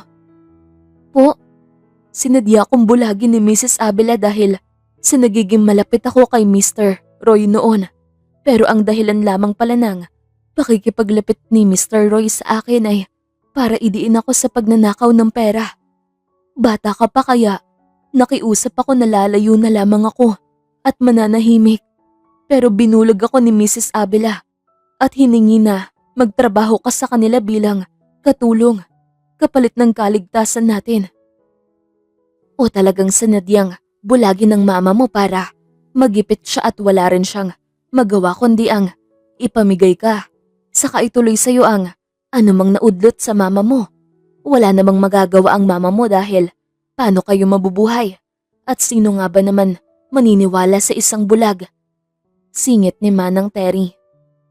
Anak, ako ang dapat humingi ng pasensya sa'yo dahil nanahimik ako. Hindi ko lamang inakala na uulitin nila sa'yo ang nangyari sa akin. Mas malala pa. Ibig sabihin ba ay modus na nila ito? Nangangatal na pagtanto ni Emma. Ayun ang sa tingin ni Henry sa nangyari. Ibig sabihin, si Monica na ang kasunod. Dahil yun ang plano. Sa pagkakataong ito, si Henry na ulit ang nagsalita. Anong ibig mong sabihin? Emma, makinig kang mabuti. Gamit ang share ni Mr. Valdez at pera ko, nabili namin ang second top share sa kumpanya sa ilalim ng pangalan ng isang di kilalang tao. Pain yun, kagaya ng dati. Pupunteryahin nilang mawala yun at si Monica ang aako. Ngayon, bago sila ikasal, dapat magawa mong makalapit kay Monica at bumaliktad siya kay Gilbert. Mahirap, galit sa akin si Monica. Nagawa na namin ang paraan yun. Natuklasan namin na tinago ni Mr. Roy si Mrs. Abela at Gilbert bilang kanyang totoong pamilya para sana mapakasal sa iyong ina. Naibaba ni Emma ang iniinom at nakaramdam ng pagsalok ng sikmura. Ang sinasabi mo ba ay may totoong asawa si Gilbert? Oo, Emma. Alam kong masakit pero kailangan mong makumbinse si Monica na makita ang totoong pamilya ni Gilbert. Nanginig ang kamay at katawan ni Emma habang marahang tumatayo. Kailangan ko nang magpahinga ulit. Tumakbo si Emma, papasok at diretso sa banyo para sumuka. Tubig, uminom ka ng kumalma ka. Dahan-dahang tumayo si Emma at nanginginig ang kamay na inabot ang baso ng tubig na inaabot ni Henry. Pagkainom ay inalalayan ni Henry si Emma papunta sa kwarto. Alam kong kalalabas mo lamang pero wala na tayong oras. Pasensya na kung kinakailangan naming sabihin lahat ng to sa'yo sa isang usap lamang. Hindi, ayos lang. Hindi ko lamang kinaya na tinanggap ko na lamang na mas maigi pa pala na talagang nawala ang anak ko kaysa ang mabuhay sa mundong ito na kay gulo. Tapos ang ama niya, isa palang taong halal ang kaluluwa. Eto, balita ng mga kasamahan mo sa preso. Nahihirapan ka makatulog. Ano to? Oil ito na madalas ginagamit ng mama mo para makatulog. Nagpabili siya sa akin kaninang umaga bago ako sumundo sa'yo. Nalimutan ko na lamang ibigay. Salamat, Henry. Makikisabi naman sa kanila na ayos lamang ako at wag nang mag-alala. Gusto ko sana munang mapag-isa kung pwede. Sige, ipapaalam ko. Maiwan na kita, Emma. Pinanood ni Emma na lumabas ng kwarto si Henry at sinubukang gamitin ang langis para makatulog. Pero bigo siya. Kaya tumayo siya at nilibot ang kwarto. Kaiikot ay may nakita siyang pinto na bumubukas sa isang napakalaking wine storage. Mukhang makakatulog na ako nito, ngisi ni Emma at nagsimulang uminom. Kinaumagahan ay nagising si Emma nang bandang 4:00 pa lamang ng umaga. Madilim-dilim pa sa labas pero maliwanag ang kita niya na nakatulog si Henry sa sopa sa tapat ng kama. Hoy, bakit dyan ka na natulog? Usisa ni Emma paglapit rito. Wala ka bang kwarto? Namimikit pa ang mga mata ni Henry nang biglang bumangon. Kwarto ko ito. Ha? Kagabi, parang lasing ka. Hindi ko alam kung anong nangyari basta inaangkin mo ang kwarto ko. Hinayaan na lamang kita. Bakit di ka na lang doon sa kwarto ko matulog? Hindi rin kasi ako nakakatulog sa hindi ko kwarto. Ganun ba? Sorry na abala pa kita. Wala yun. Kung saan ka komportable at makakakuha ng maayos na tulog. Nabalot ng katahimikan saglit ang buong kwarto bago nagsalita si Emma. Salamat. Pwede bang humiram ng kotse? Papasama ko kay Manong Ted para magsimula na. Kaya mo na ba? Wala namang magbabago kung matatagalan lamang ako rito. Sige, maghanda ka na at magluluto na ako ng umagahan para makalakad tayo ng maaga. Masyado pang maaga para gisingin si Manang Terry. Ako na ang sasama sa'yo. Matanda na si Manong Ted para maprotektahan ka. Hindi ako na magluluto. Saka, hindi ba abala to sa'yo? Hindi. Ako na ang magluluto at hindi to abala, Emma. Di hayaan mo na lang akong tumulong. Napailing na lamang si Henry at tumayo. Sige, pagtapos mo maligo at makapagbihis, ako naman ang maghahanda. Ganun na lang? Sige. Ganun na lang. Salamat. Dali-daling tumakbo si Emma papunta sa kanyang kwarto. Mabilis lamang ang naging paghahanda niya at saktong-sakto lamang na isasalang pa lamang ni Henry ang pangatlong salang ng mga karneng piniprito. Oh, tapos ka na ba agad? Oo, okay na. Siya, sige, iiwan ko na to sa'yo. Sige, salamat. Nang makaalis si Henry, ay nagsimula ng magprito si Emma. Pero ang hindi niya inaakala ay ang pagbalik ni Henry at sinuotan siya ng apron mula sa likuran. Sinapinan rin nito ang kanyang buhok. Anong ginagawa mo? Baka madumihan. Saka, yung buhok mo tumutulo pa. Baka magkasakit ka. Alam mo yun, baka magka-pneumonia ka. Mahirap na. May matatanda tayong kasama. Napangiti na lamang si Emma sa pagkataranta ni Henry. Salamat. Sige na, maligo ka na. Sige. Mabilis rin lamang natapos maligo at maghanda si Henry. Pagtapos nito ay bumaba na ito pabalik sa kusina. At sakto namang nagtatapos na lamang si Emma ng pagluluto. Maghahain na lamang ako, sabi ni Henry at tumango naman si Emma bilang tugon. Kumain sila ng tahimik at di naglaon ay nagbabiyahe na sila. San mo gustong pumunta, Emma? Tanong ni Henry kay Emma na panay ang tingin sa mga dinaraanan. Sa bahay. Sigurado ka? Oo. Kailangan muna nating pag-aralan ng kanilang routine. Mahirap na kung bigla na lamang akong haharap kay Monica. Sige, nauunawaan ko. Di nga naglaon at pumara si Henry sa di kalayuan at binigyan si Emma ng binoculars para makita ang mga nangyayari mula sa kanilang pwesto. Saktong palabas sina Mrs. Avila at Monica sa pintuan. Parang pinupunit ang puso ni Emma habang pinapanooran kung paano alagaan ni Mrs. Avila si Monica. Nang makasakay ang mga ito sa sasakyan ay ibinaba ni Emma ang binoculars. Lumakad na sila, tara na, sabi ni Emma at pilit isinantabi ang sakit na nadarama. Susunod tayo. Parang hindi ka okay. Pwede namang sa susunod na lang. Hindi, ngayon na. Siguro ay reaksyon lamang ng katawan ko sa traumang pinagdaanan ko. Magsabi ka lamang kung ayaw mo na. Sabi ni Henry at pinatakbo na ang sasakyan. Sa building ng mga Roy tumigil ang sasakyan na sinasakyan ni na Monica at Mrs. Avila. Dito na lamang tayo. Delikado kung lalapit pa. Sige.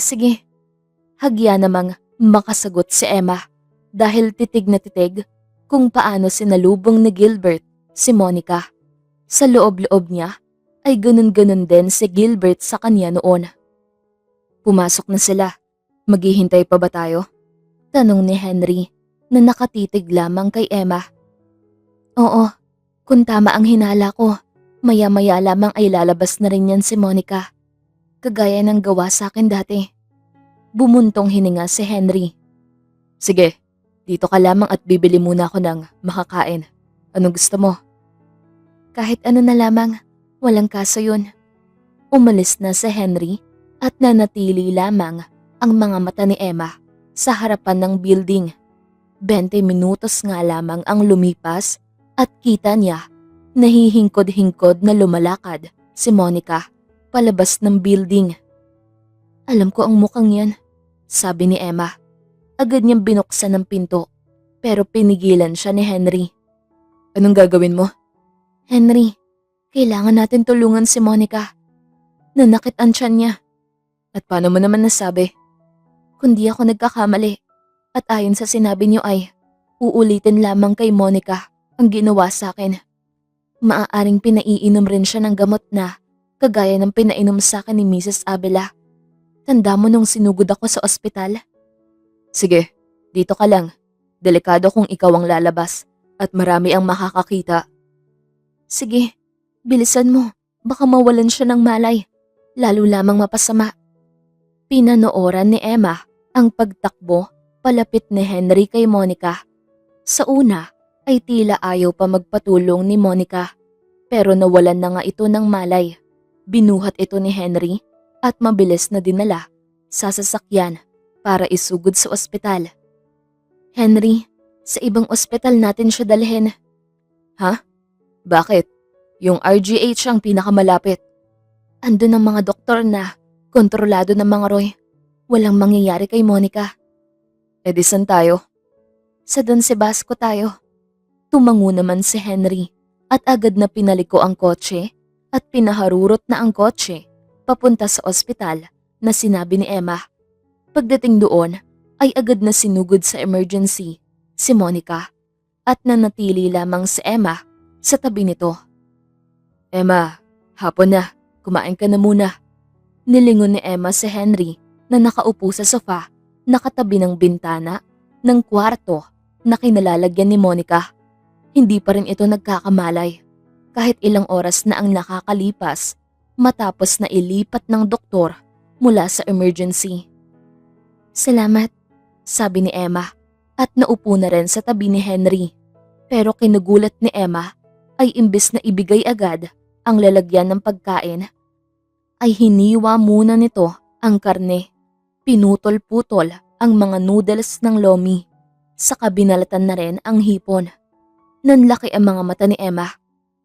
Kung mali man ako ay, pasensya na pero, ikaw ba ang araw-araw sa loob ng 5 taon ang nagpapadala ng pagkain sa akin? Matipid ng ngiti lamang ang ginawa ni Henry. Oo, Ang hirap noong unang taon dahil hindi ko alam kung anong magugustuhan mong pagkain. Bakit mo ginawa yun? Hindi ko malilimutan yung mga sandaling. Kahit hinang-hina ka na, dumudugo ang paa. Wala pa ang pares ng sandals pero sinikap mong pakainin si Gilbert Roy. Hayaan mo kong bumawi, kapalit na lamang sa muntik kong pagkahulog sa kasamaan ng mga Roy. Tahimik silang kumain habang si Emma ay hindi lubos maisip na may lalaki na gagawa sa kanya ng kaganoong sakripisyo. Magandang hapon po. Sino po ang pamilya ng pasyente? Madaling tumayo si Emma at hinarap ang doktor. Mahimbing pa rin ang tulog ni Monica. Kaano-ano ka ho ng pasyente? Asawa na siya ngayon ng dati kong asawa. Halos masamiran naman si Henry dahil sa hindi inaasahang sagot niya. Ganun ho ba? Base po sa mga test, ang pagkahilo at panghihina ng pasyente ay dulot ng isang di-aprobadong gamot. Nagpapahina ito sa katawan ng pasyente, dahilan para hindi na kayanin ng katawan na dalhin ang bata. Dali-daling kinuha ni Emma ang bag ni Monica at kinuha ang bote ng gamot na alam niya. Ito po ang gamot. Saan nanggaling ang gamot na to? Hindi niyo na ho kailangan malaman. Ang kailangan ko lang ho malaman ay kung pinapatay ba ng gamot na to ang bata sa sinapupunan. Opo. Napaatras si Emma sa panghihinang nararamdaman. Parang umiikot ang kanyang paningin habang naalala ang 3 anak niya na sana ay buhay pa. Emma? Agad na binaling ni Emma ang tingin kay Monica na nagkamalay na.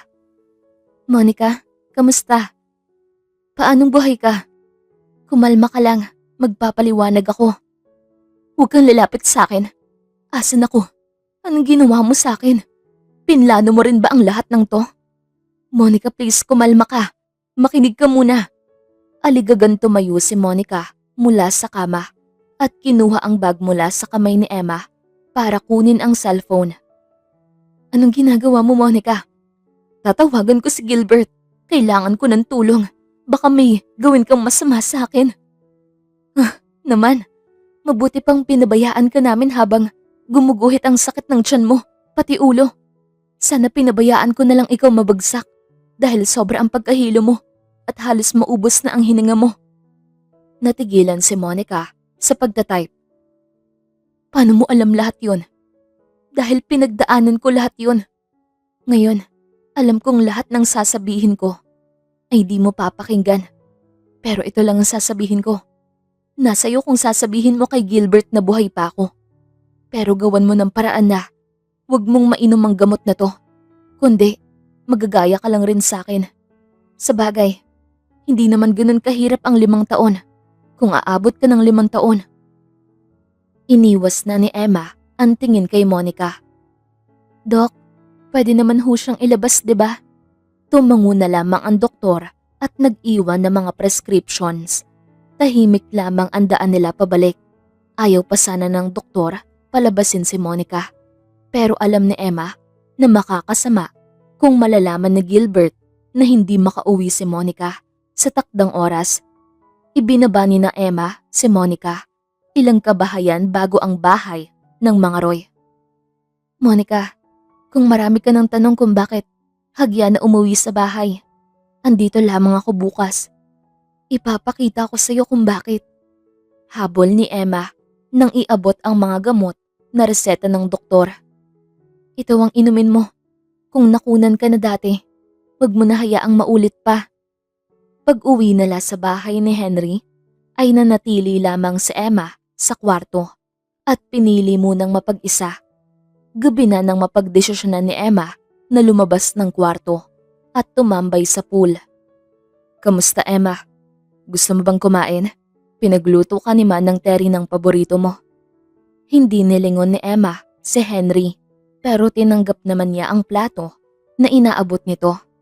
Naupo si Henry sa tabi ni Emma at tumitig sa kanya. Mahaba-haba pang proseso ito, Emma. Kung bibigay ang katawan mo, hindi mo mai-enjoy ang saya pag napagtagumpayan mo na ang lahat ng to. Alam ko, Henry, Nag-iisip-isip lamang ako. Kailangan ko to. Kahit paunti-unti. Kahit mahirap. Gusto kong iregalo sa sarili ko ang katahimikan.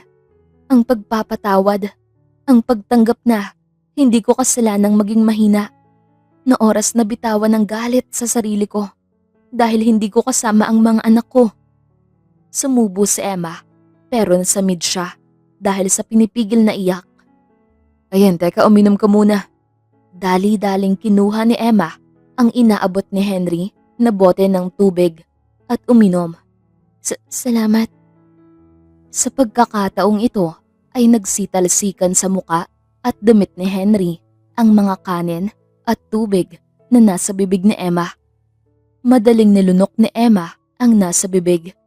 Hala, sorry, hindi ko sinasadya. Hindi naman sumagot si Henry. Bagkus ay tumawa na lamang. Hindi ka galit? Hindi, bakit ako magagalit? Nakakatawa nga, Sabi ni Henry at tumayo mula sa pagkakaupo. Hinubad nito ang suot na t-shirt at tumalon sa pool. 'Di ba? Madali lang naman ang solusyon. Napasubo na lamang ulit sa Emma dahil sa di inaasahang ginawa ni Henry. Sa tanang buhay niya ay wala pa siyang nakikitang ibang katawan maliban kay Gilbert. Iyong kay Gilbert, hindi pa kasing ganda ng kay Henry na akala niya sa TV lang siya makakakita ng abs. Ilang taon ka na sa pagpupulis? Nagtanong na si Emma para maitago ang ilang na nararamdaman. Mahigit 10 taon na rin. Napaubo na naman si Emma at madaling uminom ng tubig. Alam mo, tapusin mo na ang pagkain mo. Saka pumasok ka na sa loob dahil malamig. Magkakasakit ka pa. Tumango si Emma at halos takbuhin ang pagpasok ng bahay. Hindi niya talaga inaasahan yun sapagkat sabi ng kanyang lola bago mawala, ang mga pulis raw unti-unti nang nawawala ang mga muscles pag 5 o higit pang taon sa trabaho dahil paupo-upo na lamang ito. Muli ay uminom ng wine si Emma para makatulog pero sa pagkakataong ito ay para mawala sa isipan ang kakaibang pakiramdam na dulot ni Henry sa kanya. Alam niya na malaman ang mga tingin ni Henry kahit anong gawin niyang iwas. Kinabukasan ay napakapit si Emma sa ulo dahil sa sakit. Bakit kasi marami ang ininom mo? Nanlaki ang mata ni Emma at madaling naupo. Anong ginagawa mo rito? Ako pa talaga ang tinatanong mo? Hirap na bumangon si Henry at pinipisal-pisal pa ang braso habang ngumingisi. Tumingin si Emma sa paligid at napasapo na lamang sa muka nang mapagtanto na nasa kwarto na naman siya ni Henry. Ay, sorry. Okay lang. Sa braso mo ba ako natulog? Oo Nagagalit ka kasi kung di kita pauunanin. Sorry talaga. Wala yun. Kung gusto mo, kahit di ka na uminom, pwede naman kitang samahan hanggang sa makatulog ka. Ha? Anong... lasing lang talaga ako. Sige, ikaw bahala. Pero may mga pagkakataon talagang hindi kaya ng alak para patulugin ang mga pagod nating isipan. Salamat sa payo. Mauuna na ako. Maligo ka na at tayo ay maaga pa. Paano kung di sumama si Monica? Sasama yun. Hindi naglaon ay nag-iintay na sina Emma at Henry sa loob ng kotse. Sa parehas na kanto kung saan nila binaba si Monica kahapon. Emma, mag-iisang oras na tayo naghihintay. Henry, konting oras pa.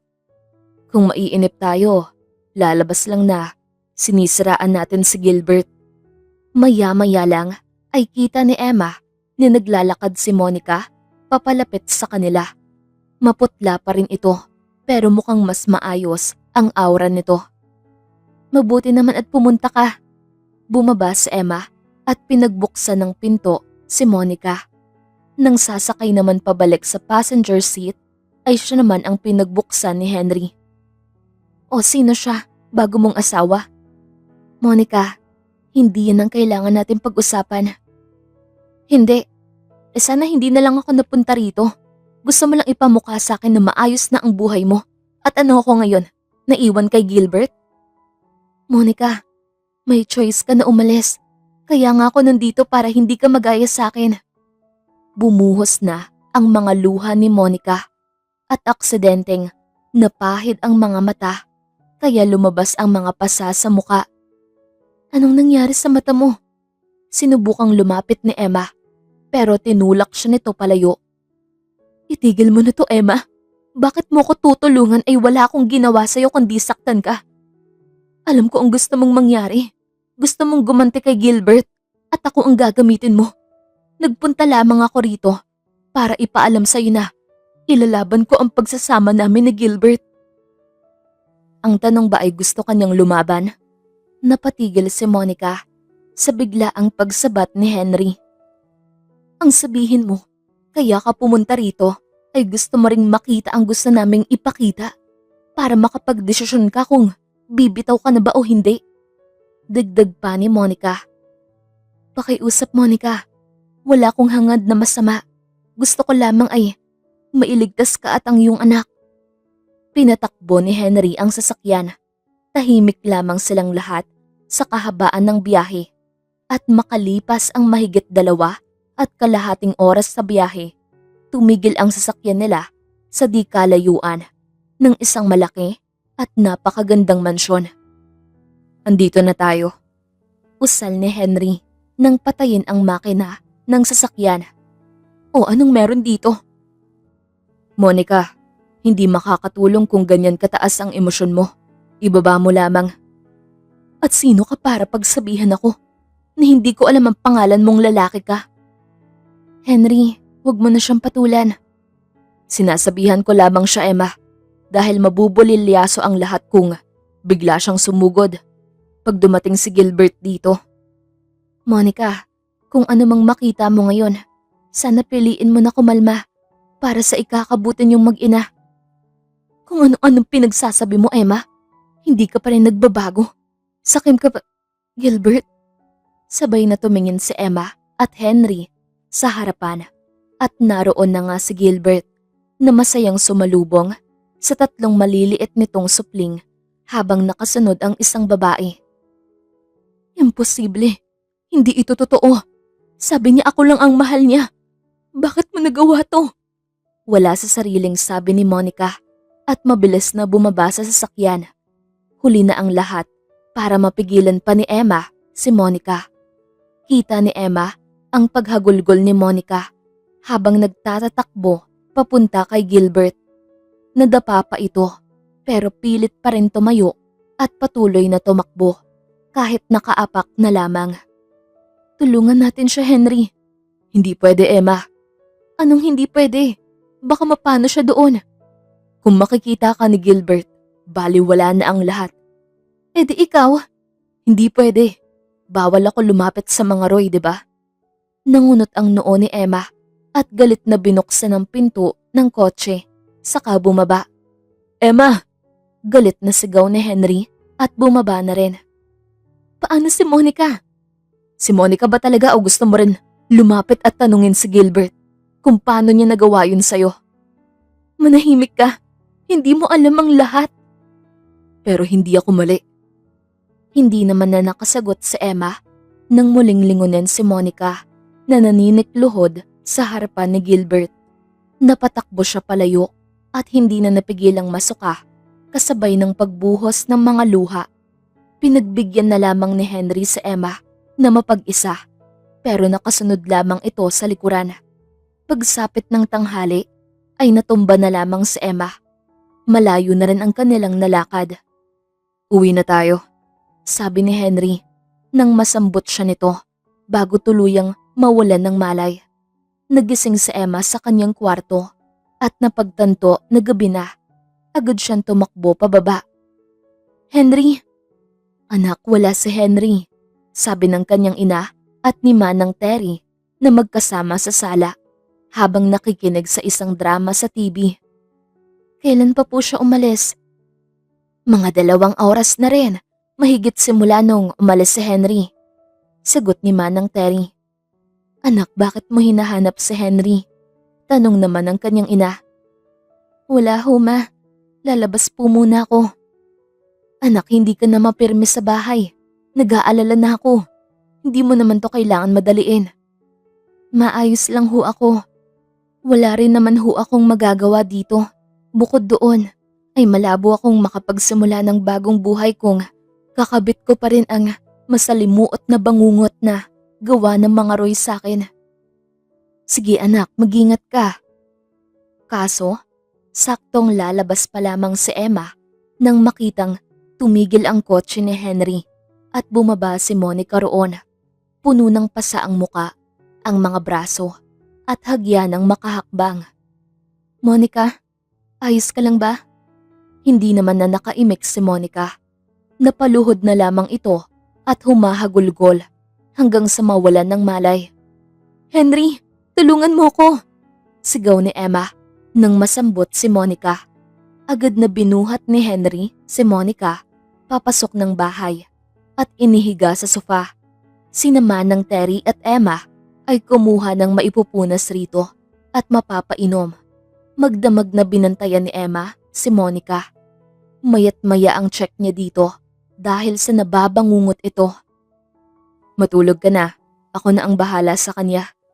Namimikit na tinignan ni Emma si Henry. Salamat sa kumot, hindi mo naman na kailangan gawin. Hindi, ayos lang, nakatulog naman na ako. Sige, ayos lang talaga, hindi rin naman ako makatulog. Ayos, halika na kahit sa sofa ka lamang. Naglakad at umupo si Henry sa sofa, saka tinapik ang katabing space. Tumayo naman si Emma at naupo. Laking gulat na lamang ni Emma nang hapitin siya ni Henry at niyakap. Anong ginagawa mo? Ano ka ba? Matulog ka na lang. Alam ko namang pampatulog mo ko. Hindi yung wine. Sige na, matulog na lang. Walang mali siya rito. Hinigpitan ni Henry ang pagkakayakap sa kanya at laking gulat niya nang makaramdam siya ng labis na antok. Hindi na niya namalayan ang paglipas ng mga oras. Nagising na lamang siya na mag-isa na siya sa kwarto. Dali-dali siyang bumaba sa kwarto at narinig ang mga boses sa labas kung saan sila unang kumain. Paglabas niya ay hindi niya inaakala na may isang babae na naroon na hindi niya kilala habang si Monica ay umiiyak sa kinauupuan. Anong meron? Emma, halika. Maupo ka. Sino yung babae na yan, Henry? Tumayo itong babae at yumuko. Ako si Hannah Roy, ang asawa ni Gilbert. Natigilan si Emma at hindi na alam ang isasagot. Narito ako para makipagtulungan na ipakulong si Gilbert. Ano? Emma, ito lang ang tanging magagawa ko para makabawi sa'yo, kay Monica at sa sarili ko. Matagal na ako nananahimik pero hindi nakakayanin ng sikmura ko kung may isa pang babae ang madamay rito. Kilala mo ko? Hindi naman ako tanga para hindi malaman ang ginagawa ng asawa ko kahit kinulong niya kami sa mansyon na nakita niyo kahapon. At paano mo naman kami matutulungan? Baka mamaya ay patibong niyo lamang ito ni Gilbert. Hindi, Emma. Pagkatapos ng mga nangyari kahapon, tapos na ako magbulag-bulagan. Handa akong ibigay ang pinakamalaking share ng kumpanya para mawala sa pamumuno si Gilbert. Napasinghap ang lahat sa sinabi ni Hannah. Huwag ka magbiro. Hindi ako nagbibiro, Emma. Ang akin lamang, tulungan niyo kaming makalayo ng mga anak ko. Hindi ako pwedeng magtagal. Alam niyo ang oras ni Gilbert. Ito ang mga papeles. Legal at pirmado ko na yan. Kayo na ang bahala kung anong gagawin niyo rito. Pero sana, tuparin niyo ang pakiusap ko. Kahit para na lamang sa mga anak ko. Muling yumuko yung si Hannah at naglakad na palayo. Naiwan ang lahat na tahimik at ni isa ay tila nahihirapang iproseso ang lahat. Tumayo si Henry na bumasag sa katahimikan. Hindi ko alam pero sa tingin ko ay nagsasabi siya ng totoo. Bukas ng gabi, gaganapin ang pre-wedding party ni na Monica at Gilbert. Ang pinakaaraw na nanakawin ng mga Roy ang pera. Nakakasigurado ka ba? Tanong ni Emma. Oo, nabanggit na ni Mr. Valdez. Anong plano? Ngumisi si Henry, imbes na sumagot. Hinabukasang gabi, di mapigilang kabahan ni Emma habang lulan ng isang mamahaling kotse. Natatanaw na niya ang magarang hotel ng mga Roy kung saan gaganapin ang party. Hello Emma, handa ka na ba? Oo, Henry. Yun nga lang ay sobra ang kaba ko. Alam ko, nauunawaan ko, pero magtiwala ka. Sa itsura mo ngayon, malabong maitsurahan ka ni Gilbert. Pero, Bago ang kulay ng buhok mo, pati na rin ang kulay ng mga mata mo. mukha ba talagang bagay ako sa mga ganitong okasyon? Baka makilala ako ni Gilbert. Napakaganda mo Emma, may ayos man o wala. Kaya malabong makilala ka ni Gilbert at wala sino man ang papantay sa'yo sa gabing ito kung ako ang tatanungin.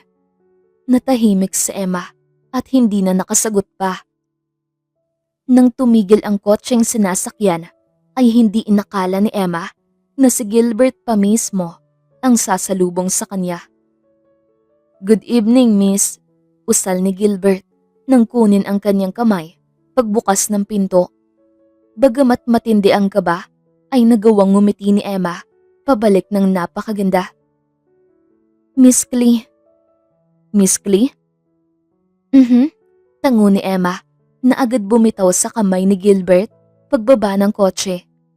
What a pleasure. Nagsend ako ng email ng invitation pero hindi kayo sumagot. Madami akong ginagawa kaya hindi na ako nakasagot. Yes, naunawaan ko. Hayaan niyo sana akong ihatid kayo sa loob. Salamat pero kaya ko na. Ngumiti si Emma bago tuluyang iniwan si Gilbert. Good job Emma, tama yan. Huwag kang magpakita ng interes para makuha natin ang atensyon niya. Tumango naman si Emma habang nakikinig sa lahat ng sinasabi ni Henry sa earpiece na nakalagay sa kanyang tenga na nakatago sa kanyang buhok. Hindi naglaon at nagsimula na ang party. Sige lang, magsaya ka lang. Hindi mapigilan ni Emma na mapabulong habang umiinom ng wine at tinititigan si Gilbert sa stage. Gusto ko lamang magpasalamat sa lahat ng dumalo ngayon, lalo na sa mga shareholders na patuloy akong pinaniniwalaan at pinagkakatiwalaan. Kaya ngayon, sa harap niyong lahat ay nangangako ako na kahit pa nabigo ako noon ay handa ulit ako magmahal. Monica Yuson, I love you love. Salamat at di mo ko sinukuan. Kita ni Emma ang pag-abot ni Gilbert ng mic kay Monica. Mga sandaling napakapamilyar na sa kanya dahil ganong-ganon din ang ginawa ni Gilbert dati. Nanginginig na tinanggap ni Monica ang mic at tumango na lamang si Emma kahit ba may takot na baka umatras ito dahil sa labis na pagmamahal. Salamat love, putol ni Monica at huminga ng malalim. Pero oras na para malaman ng lahat ang totoo. Sa likuran ng mga ito, sa malaking screen, nagplay ang video ni Hannah. Habang nagsasalita naman si Hannah sa video, ay unti-unting pinahid ni Monica ang makeup sa muka at braso para lumantad ang mga pasa. Si Gilbert Roy ay isang napakasamang tao. Kita ni Emma ang pagsakop ng takot sa muka ni Gilbert, pero mas lamang ang galit. Ang mga tao at media ay nagkagulo na rin para makakuha ng panayam kay Gilbert. Damputin niyo ang babaeng yan, sigaw ni Gilbert sa mga tauhan nito. Henry, oras na. Tulungan mo na si Monica. Sige, ako na bahala. Basta lumabas ka na at naghihintay na ang kotse. Mag-iingat ka. Salamat Henry. Walang anuman Emma. Malumanay na naglakad si Emma sa karamihan ng mga tao palabas. Pero laking gulat niya nang hablutin siya ni Gilbert at hilahin sa kung saan. Tumapon na rin ang suot niyang earpiece na nakakonekta kay Henry. Bitawan mo ko. Miss Clee, paumanhin sa inasal ng kasintahan ko. May problema siya sa pag-iisip. San mo ba ako dadalhin? Kailangan nating maisalba ang mga shares na maaaring maapektuhan sa gulong ginawa ng kasintahan ko. Sinabing bitawan mo ko. Sa meeting dapat ito ginagawa. Wala nang oras. Ano? Pumasok sila sa elevator at lumabas sa floor ng opisina ni Gilbert. Miss Clee, kailangan yung pirmahan nito. Wala akong pipirmahan dahil wala akong nauunawaan sa nangyayari. Pirmahan mo na lang. Ayoko. Galit na sumunggab si Gilbert sa kanya at pinilit na kunin ang kanyang kamay. Anong ginagawa mo? Bitaw, Gilbert! Gawin mo na lang ang sinasabi ko. Wala nang oras. Sumuko ka na. Oras na para pagbayaran mo ang lahat ng mga kasalanan mo. Ano? Unti-unting inalis ni Emma ang suot na makeup at wig. Emma? Gilbert, sumuko ka na. Kasalanan mo ang lahat ng ito. Galit na sinakmal ni Gilbert ang leeg ni Emma at inihiga sa sofa. Gilbert, huwag mo nang dagdagan pa ang kasalanan mo. Ayaw mo talagang mamatay ha? Nagpumilit si Emma na makawala pero bigo siya. Masyadong malakas si Gilbert hanggang sa bumukas ang pinto ng opisina at pumasok si Mrs. Avila at madaling tinulungan ang anak sa ginagawa. Kumuha ito ng unan at tinabunan ang muka ni Emma. Hulihin sila! Napatigil ang mag-ina sa ginagawa at tumaas ang kamay ni Gilbert saka tumawa pa. Hindi niyo ako pwedeng hulihin. Self-defense ang ginagawa ko. Tumulong lamang ako. Muntik nang patayin niyang kriminal na yan ang anak ko. Pagliligtas sa sarili, nasabi ni Mrs. Avila. Umiling ang mga pulis. May nagsampa ng kaso laban sa'yo, sabi ng pulis. Sino? Itong kriminal na to? At paniniwalaan yun? Pero laking gulat ni Gilbert nang pumasok sa kwarto si Hannah. Ako ang nagsampa ng kaso sa'yo. Ako rin, dagdag ni Monica na naglalakad kasunod ni Hannah. Napasinghap si Mrs. Avila. Sinunggaban ng mga pulis si Gilbert, pati na rin si Mrs. Avila at pinusasan. Tapos na Emma. Lumuhod si Monica sa kanyang harapan at humagulgol. Si Emma naman ay tahimik na umiyak na lamang at tinapik ang balikat ni Monica. Sige na, umuwi ka na sa pamilya mo. Magpagamot ka para masigurado na ayos lamang ang anak mo. Kailangan may magmana ng mga matitira sa Roy. Nang umalis na si Monica kasama ni Hannah ay marahang naglalakad na rin si Emma palabas pagkatapos na sulyapan ng huling beses ang opisina ni Gilbert. Habang naglalakad ay hindi maunawaan ni Emma ang pagod na naghahalo sa kakalmahan na nararamdaman. Emma. Natigilan si Emma at tumitig kay Henry na tumigil rin sa kanyang harapan. Ilang metro din ang layo, humihingal at matindi ang pag-aalala sa muka. Henry. Tumakbo si Henry at walang pagdadalawang isip na niyakap siya. Ayos ka lang ba? Takot ako na baka kung napano ka na. Ayos lang ako Henry, salamat. Tapos na Emma? Oo, tapos na. Tapos na. Malaya na ako. Malaya na ang mga anak ko. Maraming salamat Henry. Uwi na tayo. Sige Henry. Pagdating sa bahay ni Henry ay agad na sumugod sa ina. Ma, Emma anak, masaya akong ligtas ka. Ma, tapos na ho. Napakatapang mo anak. Walang pagsidlan ang masasayang iyak ng lahat sa loob ng bahay. Deserve natin mag-celebrate, sabi ni Manang Terry. Salamat po Manang. Si Monica. Manang, pinauwi ko na siya sa pamilya niya. Salamat Emma. Kahit naman anong galit ko sa batang yun, wala kong hiling kundi ang mailigtas siya mula kay Gilbert. Pagtapos na magsalo-salo, ay napagpasyahan ng lahat na magpahinga na. Si Emma, imbes na matulog, ay sa pool nagpunta. Hindi ka pa ba matutulog? Ngumiti lamang si Emma. Hindi ako inaantok. Gusto mo ba na samahan kita? Dito muna ako. Ano bang iniisip mo? Iniisip ko na paano ang buhay pagkatapos nito. May gusto ka bang gawin? Balak? Gusto ko mag-aral, Henry. Masakit man, ay ngumiti si Henry. Tutulungan kita. Hindi na, Henry. Sobra-sobra na ang ginawa mo para sa akin. Hayaan mo akong dumiskarte. Kailangan ko nang maging malakas. Malakas ka, Emma. Pwede last request? Ikaw muna bahala kay na mama. Oo naman. San mo balak pumunta?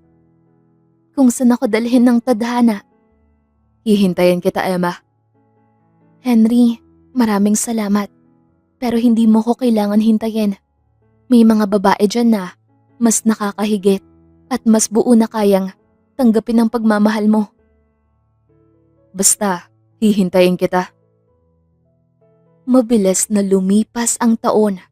Sa tabing dagat, kung saan nakaset up ang isang simpleng kasal, marahang naglalakad si Manang Terry sa gitna habang suot ang isang napakagandang wedding gown.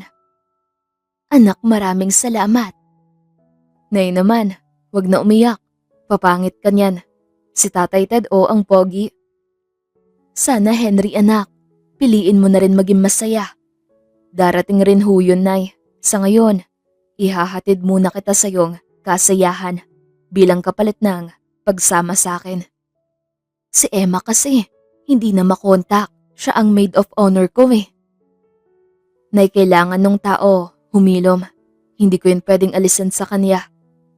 Pinisal-pisal ni Henry ang kamay ni Manang Terry at ngumiti pa kay Kate. Nakatabi ang ina sa upuan. Nang makarating sa unahan, ay nakipagkamay si Henry kay Manong Ted. Henry anak, singhap ni Manang Terry na humahagulgol na.